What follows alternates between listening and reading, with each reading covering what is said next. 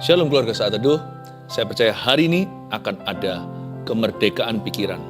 Hati yang dibelenggu dengan kecemasan akan Tuhan bebaskan. Karena itu semua yang benar, semua yang mulia, adil, kudus, dan manis, pikirkan semua itu, saya bantu. Terima kasih Tuhan, sampaikan sabdamu, beritakan firmanmu, ajari kami seni beriman, dan ambil setiap roh kecemasan dari dalam diri kami, supaya kami bebas, supaya kami bahagia karena Tuhan. Terima kasih Tuhan, di dalam nama Yesus, haleluya, sembunyikan hamba balik salib-Mu selalu. Amin. Praise the Lord, puji Tuhan. Saya merasakan ada banyak orang dibelenggu dengan roh kecemasan. Bukan roh jahat, tetapi itu sebuah patron pikiran. Karena itu saya berikan judul hari ini, judulnya agak keras karena ada kata bertobat di dalamnya, tapi memang sungguhan. Overthinking itu dosa, itu bukan sifat. Bertobat dari overthinking. Matius 6 ayat 25-34, ini adalah ayat-ayat yang banyak orang Kristen sudah tahu, anak-anak Tuhan tidak asing lagi. Jangan kamu khawatir itu. Coba saya bacakan dulu ayat 25 sampai ayat 34, oke?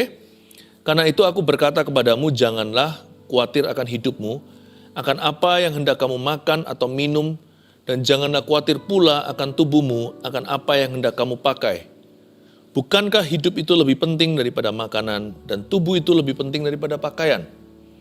Pandanglah burung-burung di langit yang tidak menabur dan tidak menuai, dan tidak mengumpulkan bekal dalam lumbung, namun diberi makan oleh Bapamu yang di sorga. Bukankah kamu jauh melebihi burung-burung itu? Siapakah di antara kamu yang karena kekhawatirannya dapat menambahkan sehasta saja pada jalan hidupnya? Dan mengapa kamu khawatir akan pakaian? Perhatikanlah bunga bakung di ladang yang tumbuh tanpa bekerja, tanpa memintal. Namun aku berkata kepadamu, Salomo dalam segala kemegahannya pun tidak berpakaian seindah salah satu dari bunga itu. Jadi jika demikian Allah mendandani rumput di ladang, dan yang hari ini ada besok dibuang ke dalam api, tidakkah Ia akan terlebih lagi mendandani kamu, hai orang-orang yang kurang percaya? Sebab itu janganlah kamu khawatir dan berkata, apakah yang akan kami makan? Apakah yang akan kami minum? Apakah yang akan kami pakai? Semua itu dicari bangsa-bangsa yang tidak mengenal Allah. Akan tetapi Bapamu yang di sorga tahu bahwa kamu memerlukan semuanya itu. Tapi carilah dahulu kerajaan Allah dan kebenarannya, maka semuanya itu akan ditambahkan kepadamu. Sebab itu janganlah kamu khawatir akan hari besok, karena hari besok mempunyai kesusahannya sendiri. Kesusahan sehari cukuplah untuk sehari. Saya tantang Anda untuk berani berkata, cukup sudah, enough is enough. Cukup aku cemas begini terus. Nanti kalau problema datang, kita cemas. Problema kita pergi, kita curiga. Kapan lagi problem baru datang? Dasar orang yang tidak pernah happy kita ini. Karena kita punya patron berpikiran, itu salah. Kita harus berani berkata, kecemasan sampai tahun ini saja. Enough, cukup. Sekarang saya sudah bebas. Saya bebas oleh darah-darahnya anak domba Allah. Saya bebas dari jalur pikiran ini. Bahkan, tahukah Anda bahwa overthinking itu termasuk dosa? Kok bisa? Coba baca ayat 25. Karena itu aku berkata kepadamu, janganlah khawatir akan hidupmu. Ini kata-kata Yesus ya. Yesus itu firman. Apa yang Yesus katakan itu standar Allah. Dan Yesus berkata di sini, pakai kata jangan, berarti itu perintah. Itu bukan himbauan, itu bukan saran. Karena itu aku Yesus berkata kepadamu, pada murid-murid Yesus dan para pendengarnya. Janganlah khawatir akan hidupmu. Jangan kamu khawatir, burung di udara dia pelihara seperti lagu itu. Janganlah khawatir akan hidupmu. Lalu jangan khawatir apa lagi? Jangan khawatir apa yang hendak kau makan, atau apa yang hendak kau minum. Jangan khawatir juga akan tubuhmu, apa yang hendak kamu pakai. Bukankah hidup itu lebih penting daripada makanan, dan tubuh itu lebih penting daripada pakaian? Kekhawatiran itu nggak boleh diremehkan. Overthinking, kecemasan. Karena orang yang cemas berlebihan, yang overthinking melulu, prioritas hidupnya pasti nggak betul. Karena itu Yesus di sini tegur. Hidup itu kan lebih penting daripada makanan. Saya garis bawahi di Alkitab saya kata lebih penting. Berkali-kali lebih penting itu. Tubuh itu lebih penting daripada pakaian. Gak bisa kita itu menyembah Tuhan dalam kebenaran sambil menyimpan overthinking dan kecemasan. Karena kita gak bisa melayani dua Tuhan. Kalau kita melayani Yesus, maka garis besarnya adalah iman. Tapi kalau kita melayani kekhawatiran, kecemasan, garis besarnya adalah roh ketakutan. Nggak bisa dicampur baur. Air dan minyak nggak bisa bersatu. Apalagi Tuhan sudah berkata, jangan khawatir akan apapun juga. Kalau kamu khawatir, hatimu nggak benar. Nggak bisa menyembah Tuhan dalam roh dan kebenaran. Karena orang yang khawatir, pasti terbolak-balik. Dolak-dalik yang namanya definisi penting. Bukankah kamu lebih penting daripada makanan itu? Hidupmu itu, tubuhmu lebih penting daripada pakaian. Tapi orang yang khawatir mementingkan pakaian. Padahal pakaian itu bukan keinginan, sah-sah aja sih. Karena pakaian dalam konteks orang yang khawatir seringkali adalah kebutuhan. Makanan juga sama. Bagaimana kalau kita kepepet? Gimana kalau kita terjepit?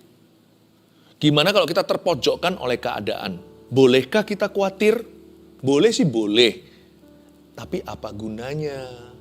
Karena Alkitab mengatakan, tadi yang ayat yang kita baca, siapa sih yang dengan khawatir menambah sahasta pada hidupnya? Tuhan itu melarang dengan keras. Jangan kamu khawatir.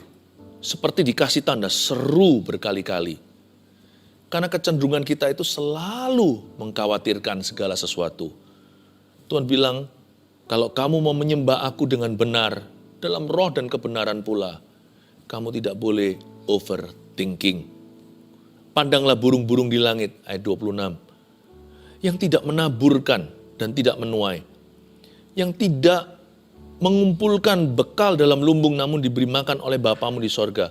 Bukankah kamu jauh melebihi burung-burung itu? Siapakah di antara kamu yang karena kekhawatirannya dapat menambahkan sehasta saja pada jalan hidupnya, ayat 27. Perintah jangan kamu khawatir itu sangat fungsional. Gimana Tuhan bisa bicara kepada kita? Kalau hati kita panik sendiri, kalau pikiran kita kacau balau. Yang seringkali kita katakan bahwa kita tidak bisa mendengar suara Tuhan itu gak tentu betul loh. Kemungkinan besar Tuhan sudah berbicara, tapi Anda dan saya yang tidak mendengarkan karena kalut pikiran. Makanya Tuhan tuh berkata begini dalam ayat Alkitab. Tuhan berkata, tenanglah, ini aku, jangan takut. Waktu murid-muridnya panik sendiri, itu di atas lautan Danau Galilea. Yesus berjalan di atas air menghampiri mereka untuk tolong mereka. Tapi mereka berkata, ini hantu. Tuhan berkata, tenang. Kalau kamu nggak tenang, Tuhan akan kira-kira kamu hantu nanti. Jangan-jangan hantu dikira Tuhan. Ketakutanmu dikira nanti inilah realita yang akan terjadi.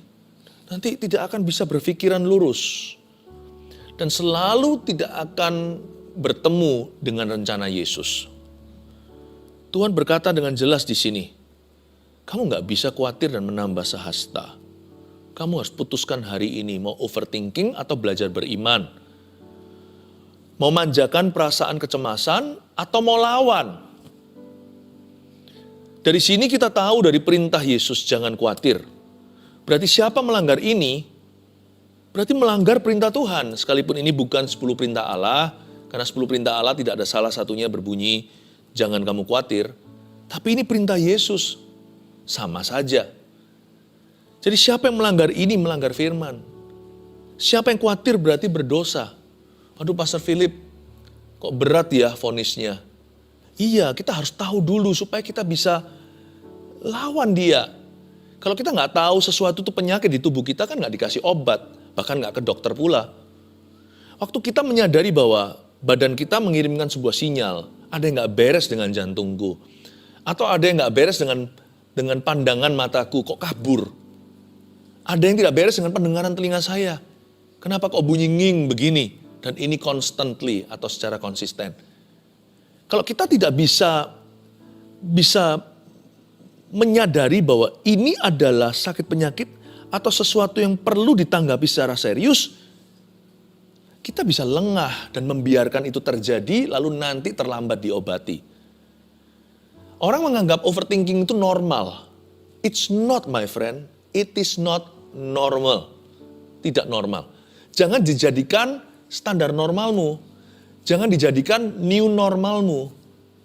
Sebab itu bukan dari ciptaan Allah. Overthinking itu keluar dari jalan hidup yang salah. Minimal jalan pikirannya. Cara dia berpikir itu loh nggak betul. Disitulah akhirnya roh jahat menjajah. Bukan kesurupan memang, tapi seperti ditindih. Orang ditindih waktu tidur ya kan? Ada yang ngalami begitu. Ini ditindih waktu bangun. Hatinya itu ditekan. Seperti ada kuasa kegelapan yang menekanmu. 24 jam sehari, 7 hari seminggu. Ini nggak betul. Dan Tuhan sangat-sangat tegas soal kekhawatiran. Dia nggak pakai kalimat begini. Kalau bisa kamu jangan khawatir. Atau usahakan agar kamu tidak khawatir. Tidak. Tuhan berkata dengan jelas hitam di atas putih. Jangan khawatir, janganlah kamu khawatir akan hidupmu. Kenapa? Karena Tuhan tahu di ayat yang kita baca tadi tentang menambah sehasta. Barang siapa khawatir, itu bukan hanya merugikan orang lain, dia juga merugikan dirinya. Orang yang khawatiran itu nanti tidak berguna kok bagi masyarakat. Karena dia jadi beban. Dia jadi beban tambahan orang lain. Dia nggak bisa angkat beban siapa-siapa. Orang yang khawatir juga melukai dirinya. Berbagai macam stres dan depresi pun bisa terjadi. Macam-macam penyakit bisa pula timbul karena alasan psikis. Belum lagi hal-hal bukan hanya penyakit jasmani. Belum lagi sifat orang itu berubah. Coba lihat orang yang khawatir selalu gelisah, selalu bad mood.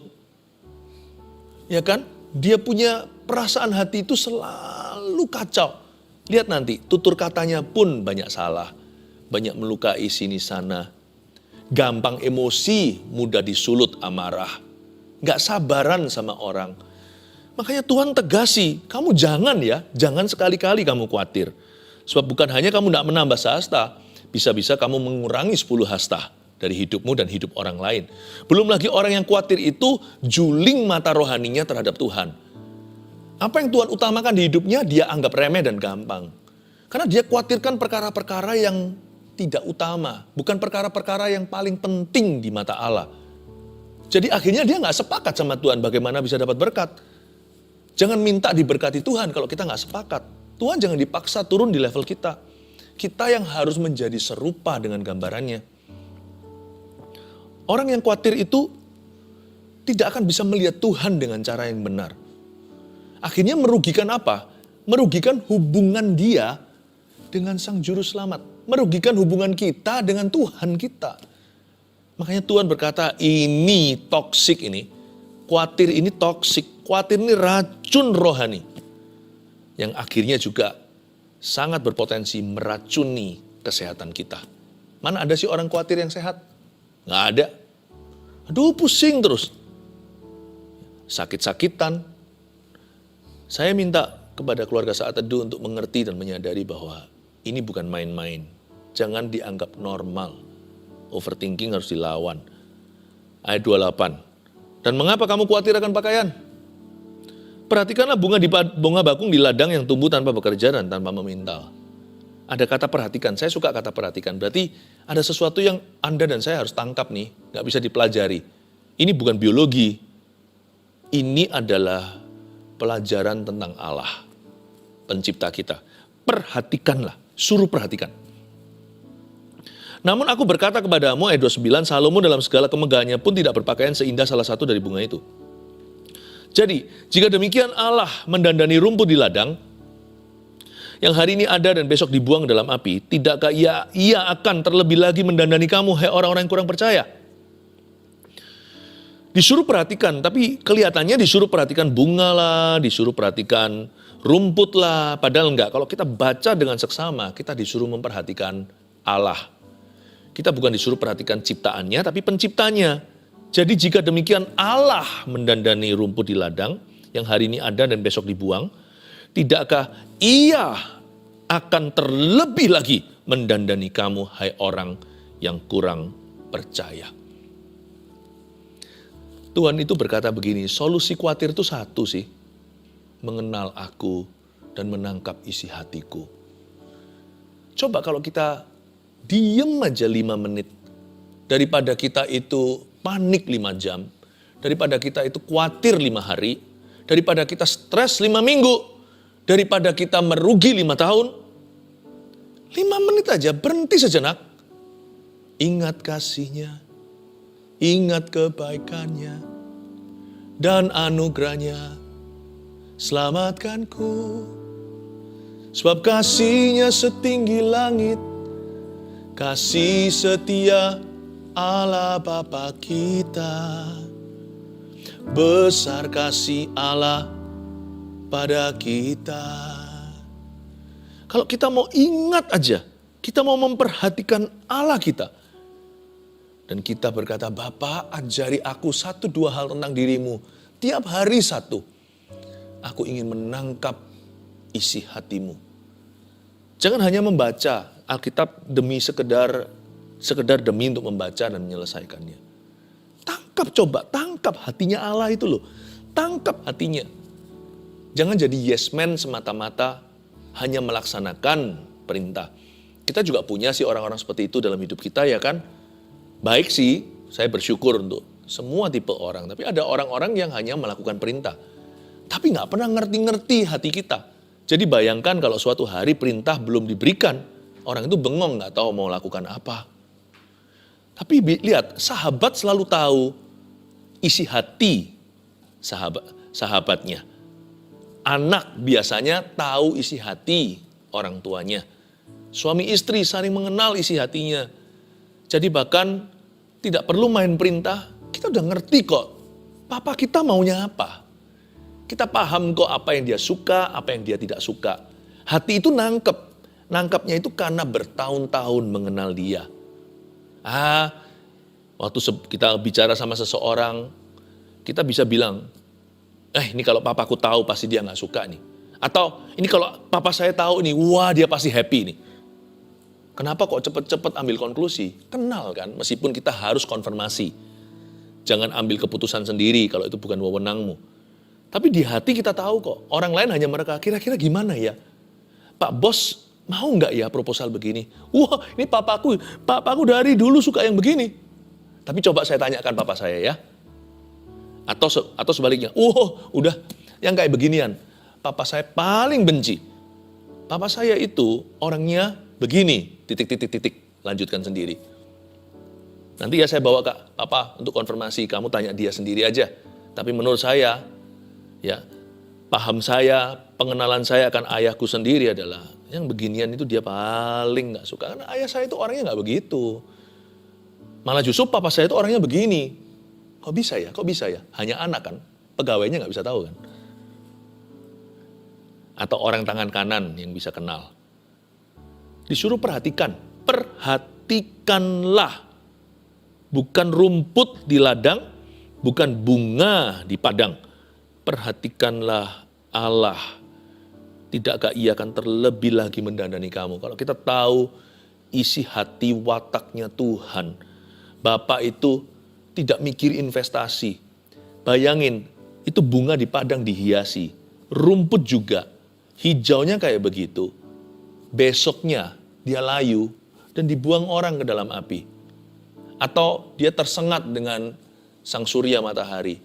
Itu aja sehari saja. 1 siang aja untuk dinikmati, itu pun banyak orang gak menikmati dengan matanya karena hanya lalu lalang saja. Bapak kasih full house.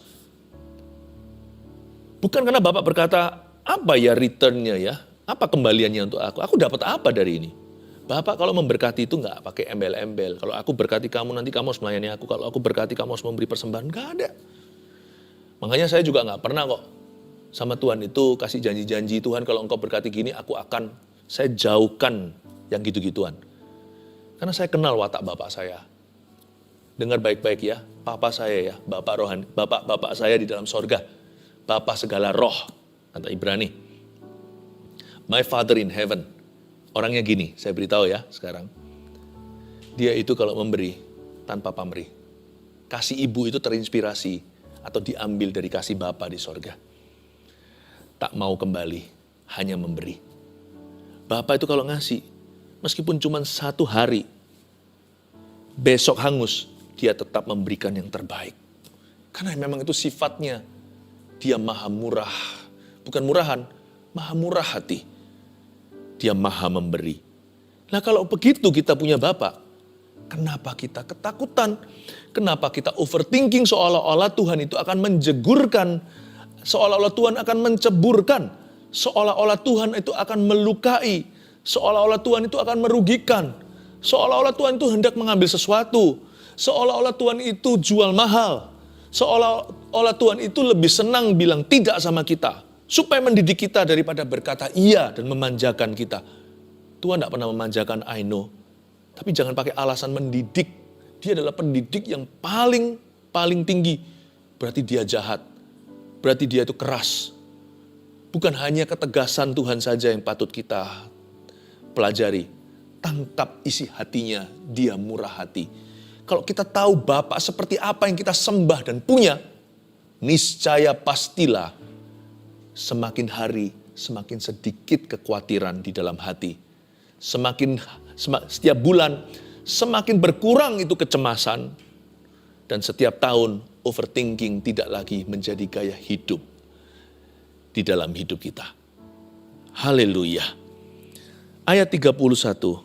Sebab itu janganlah kamu khawatir dan berkata apakah akan kami makan, apakah yang akan kami minum, apakah yang akan kami pakai. Semua itu dicari bangsa-bangsa yang tidak mengenal Allah. Akan tetapi Bapamu yang di sorga tahu bahwa kamu memerlukan semuanya itu. Ayat 32 ini bagus sekali. Kalau kamu khawatir terus ya nanti lama-lama hidupmu akan mengejar sesuatu yang gak jelas.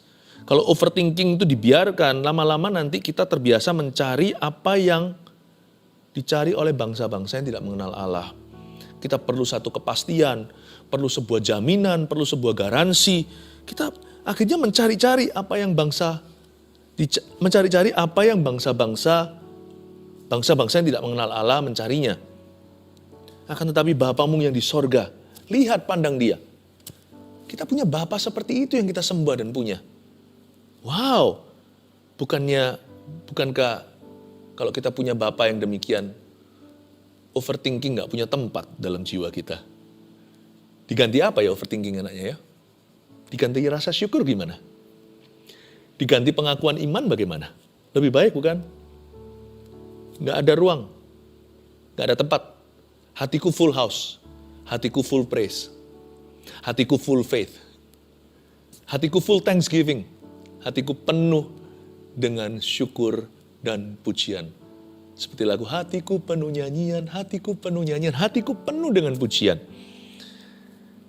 Ayat 33, tapi carilah dahulu kerajaan Allah dan kebenarannya, maka semuanya itu akan ditambahkan kepadamu. Di sini aktivitasnya. Ini juga bicara tentang memiliki visi yang lebih tinggi tentunya. Janganlah hidupmu seputar hanya sekedar mengumpulkan barang-barang yang fana.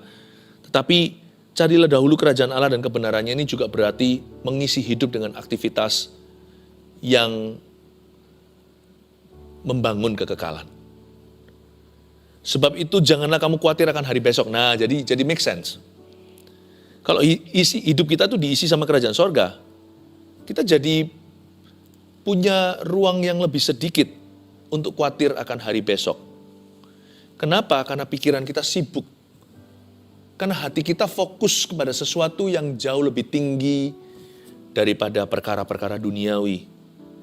Otomatis lebih mudah untuk menggenapi perintah ini. Jangan kamu khawatir akan hari besok, karena hari besok mempunyai kesusahannya sendiri. Kesusahan sehari cukuplah untuk sehari. Tapi setiap hari, tolong hidupmu dan hidupku diisi dengan perkara-perkara yang bernilai kekal dan sorgawi. Di samping kita bekerja, melakukan tugas kita, mahasiswa kuliah, ibu rumah tangga, rawat rumahnya, pengusaha bekerja, seorang karyawan di perusahaannya.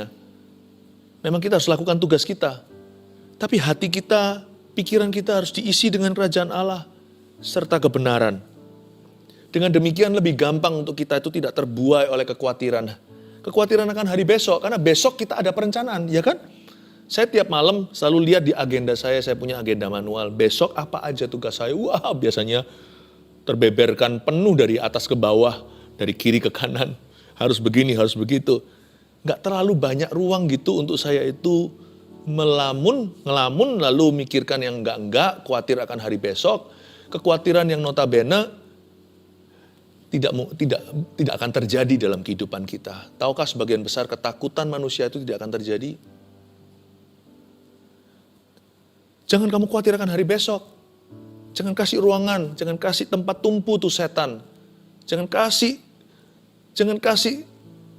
jalan untuk roh ketakutan. Kalau kita ke depan itu ada rencana, semua ada planning. Kita patut membuat perencanaan. Kalau kita tidak berencana berarti kita rencana itu gagal, ya kan? Jangan kamu khawatir akan hari besok. Kalau agendamu diisi dengan kerajaan Allah dan kebenarannya, maka lebih gampang kita itu untuk tenang. Kesusahan sehari cukuplah untuk sehari. Daripada orang yang nganggur pikiran, letih lelah dan letih lesu sendiri. Daripada begitu, mendingan otak ini diisi dengan hal-hal yang penting, yang perlu, yang membangun, lalu belajar serahkan sisanya kepada Tuhan. Saya ngerti suatu hari kita boleh punya rencana. Suatu hari kita semua akan punya hari terakhir kita hidup di dunia. Kalau Tuhan belum datang loh ya. Meskipun kalau suatu hari itu adalah hari terakhirku, percayalah, saya tetap akan buat rencana untuk tahun depan. Karena kita tidak tahu hari kapan kita akan dipanggilnya. Tapi kita tahu hari ini adalah tugas kita untuk mengisinya. Dan kita harus mengisi hari ini dengan perencanaan yang baik untuk hari esok. Kalau kita bisa menangkap ini, kita akan menang atas overthinking. Saya kasih rangkuman summary. Demikianlah kesimpulan dari apa yang diajarkan oleh firman ini. Bertobat dari overthinking nomor 1. Sadari bahwa jangan khawatir itu adalah sebuah perintah. Nah, kita sekarang baru menyadarinya. Iya ya, itu perintah. Waduh, selama ini aku kira itu pergumulan. Berarti gimana Pastor Philip? Saya harus apa? Harus tegas. Harus tengking. Harus lawan arus. Yes, lawan arus. Berbahasa roh, berbahasa lidah. Kalau sudah dikaruniai oleh Tuhan, karunia Pentakosta. Pakai itu untuk membangun manusia rohmu.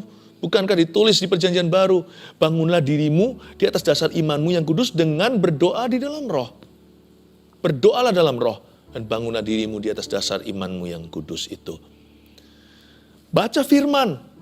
Jangan bengong pikiran, lalu terus pikirannya itu ke ujung-ujung dunia yang gak jelas. Atau kepada sesuatu yang bukan berada di dalam kendalimu.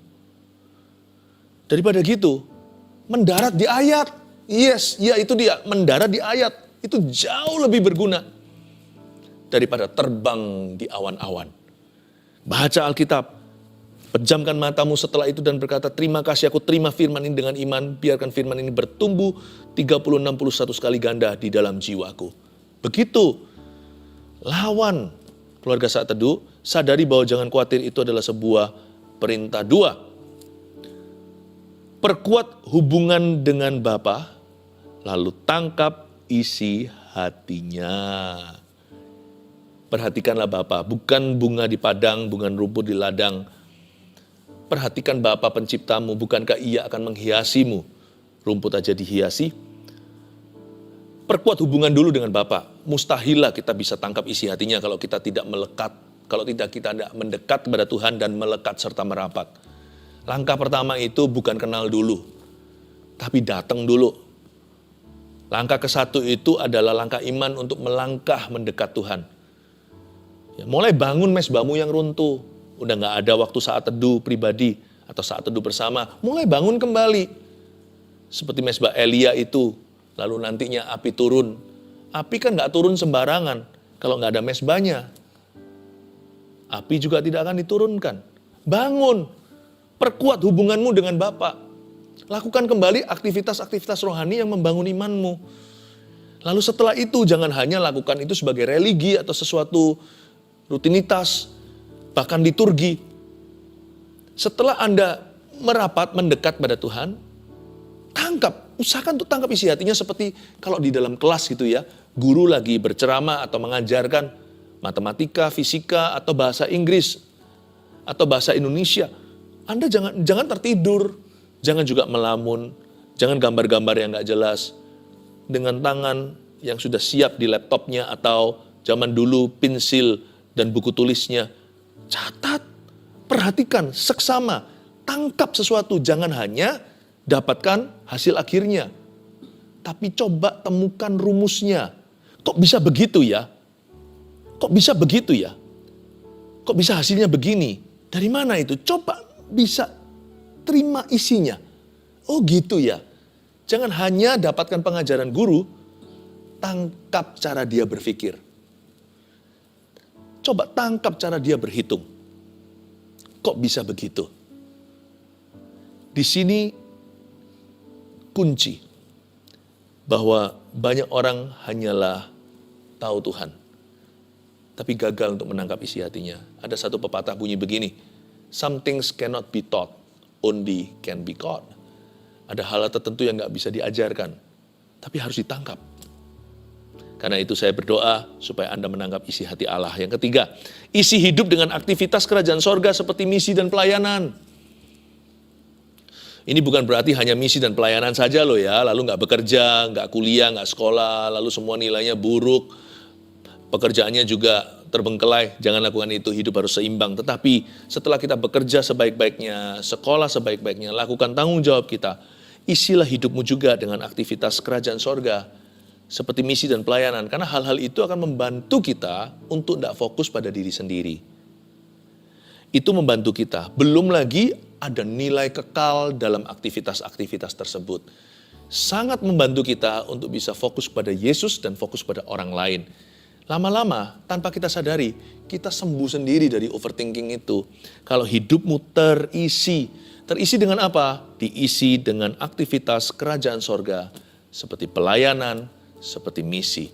Dalam hidup saya, dan hidup banyak jemaat Mawar Siaran saya gembalakan, yang membantu kita nggak overthinking, tapi selalu higher thinking, bukan cemas tapi memikirkan perkara lebih tinggi adalah visi mendirikan 1000 gereja lokal yang kuat dengan 1 juta murid Kristus. Kita hidup untuk itu. Dan karena itu kita tidak pernah fokus kepada perkara-perkara yang sementara. I pray, saya berdoa Anda menang dari overthinking. Haleluya.